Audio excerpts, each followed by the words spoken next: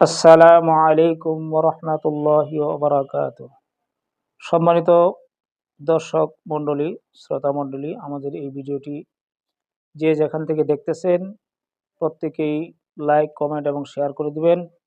প্রত্যেকের খেদমতে জরুরি কিছু কথা আরজ করব ইনশাআল্লাহ। আল্লাহ চাহে তো আমাদের সকলের উপকার হবে। আমরা আজকের এই ভিডিওতে যে বিষয়টা নিয়ে আলোচনা করব সেটা হলো তাহারত সম্পর্কে তথা পবিত্রতা সম্পর্কে। পবিত্রতা হাসিল করার কয়েকটা মাধ্যম, ওই কয়েকটা মাধ্যম থেকে আমরা আজকে একটা মাধ্যম তথা অজু নিয়ে আমরা আলোচনা করব।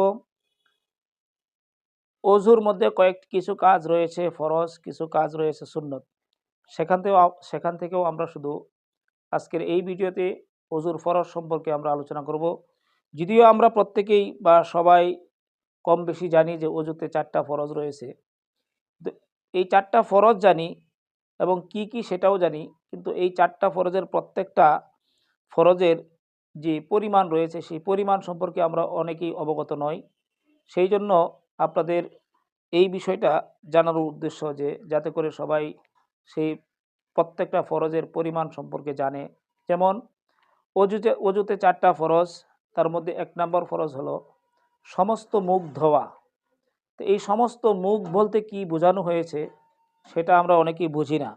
আমি ইনশাল্লাহ এই ভিডিওতে দেখিয়ে দিব যে সমস্ত মুখ ধোয়া বলতে কি বোঝানো হয়েছে। সম্মানিত দর্শক মণ্ডলী, আপনারা বুঝবেন, মনোযোগ দিয়ে শুনবেন এবং দেখবেন মুখ বলতে কি বোঝানো হয়েছে।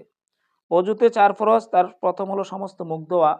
সমস্ত মুখ বলতে মুখের লম্বার দিক থেকে আমি যেইভাবে দেখাচ্ছি লক্ষ্য করবেন, মাথার চুলের গোড়া থেকে নিয়ে এই যে আমাদের যে মাথার সামনের দিক দিয়ে যে চুলের গোড়া রয়েছে সেই চুলের গোড়া থেকে, গোড়ার অংশ থেকে নিয়ে থুতনির নিচ পর্যন্ত, এটা হলো মুখের লম্বার দিক। এবং একটা কানের লতি থেকে অপর কানের লতি পর্যন্ত, উভয় কানের লতি পর্যন্ত এই পুরা জায়গাটুকু হলো মুখের অংশ। অজুর ক্ষেত্রে এই সম্পূর্ণ মুখ ধৌত করা ফরজ। এই সম্পূর্ণ মুখের মধ্যে থেকে যদি কোনো এক চুল পরিমাণ জায়গা শুকনা থাকে তাহলে কিন্তু অজু হবে না, এটা লক্ষণীয় বিষয়। অজুতে 2 নাম্বার যেই ফরজটা রয়েছে, আমি সংক্ষিপ্ত আকারে বলবো, ভিডিও যাতে লম্বা না হয়, আপনারা যাতে অধৈর্য না হয়ে যান, মনোযোগ দিয়ে শুনবেন। অজুতে 2 নাম্বার ফরজ হলো উভয় হাতের কনুই সহ ধৌত করা। উভয় হাতের কনুই সহ ধৌত করা। এখন কনুই কাকে বলে আমরা সহজভাবে বুঝবো। আমরা কোনো কিছু মাপতে গেলে আমাদের এক হাত মাপার জন্য যেই হাড্ডিটার থেকে আমরা ব্যবহার করি, এক হাত ব্যবহার করি, এই হাতের হাড্ডির অংশটুকু এই পর্যন্ত হলো কনুই। উভয় হাতের কনুই বোঝানো হয় এই হাতের এই শক্ত হাতটার থেকে, যেখান থেকে আমরা এক হাত মাপা শুরু করি পরিমাণ, এখান থেকে হলো উভয় হাতের কনুই ধৌত করা অজুতে, এটা ফরজ।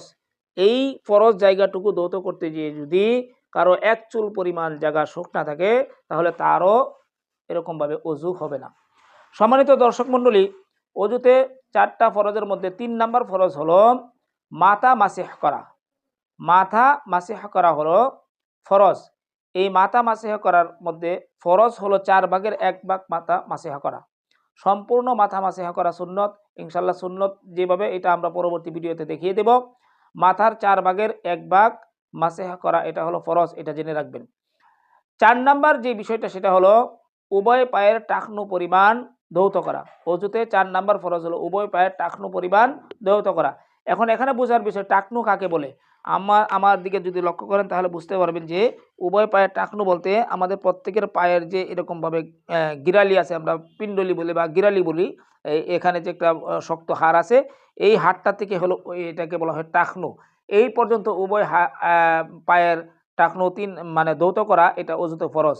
এই পায়ের টাকনু ধৌত করতে যেও যদি কারো জানা সত্ত্বে চুল পরিমাণ, এক চুল পরিমাণ জায়গা শুকনা থাকে তাহলে তাদের অজু কিন্তু হবে না। সম্মানিত দর্শক মণ্ডলী, আমরা যে অজুর 4টা ফরজ আমরা দেখিয়ে দিয়েছি এবং বলেছি, আশা করি ইনশাল্লাহ আপনারা বুঝতে পেরেছেন।